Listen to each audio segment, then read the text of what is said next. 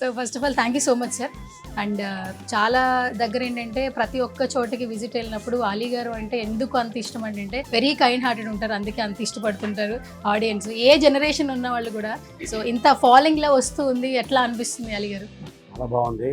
ముఖ్యంగా ఇక్కడ రావడానికి కారణం ఏంటంటే చాలా చిన్న స్టేజ్ నుంచి అంచెలుగా ఎదిగి సుహాస్ అని కుర్రాడు ఎంతోమందికి తను ఎదుగుతూ ఎంతోమందికి ఉపాధి కల్పిస్తాడు. అది నాకు బాగా నచ్చింది. అండ్ అంతేకాకుండా ఒక ఓన్లీ హైదరాబాద్లోనే ఒక 6 స్టోర్లు పెట్టడం మామూలు విషయం కాదు. 6 స్టోర్లు అంటే మినిమం ఒక స్టోర్లో ఒక 5 ఉన్నా కూడా 30 మందికి జాబ్ ఇచ్చినట్టు కదా. సో అట్లాగా తను ఇంకా ఎదగాలి, ఇంకా పైకి రావాలని ఆశిస్తున్నాను. పైగా వాళ్ళ ఫాదర్ది ఒక చిన్న బట్టల షాప్ అని విన్నాను నెల్లూరులో. అండ్ నిజంగా చాలా మంచి విషయం ఇది.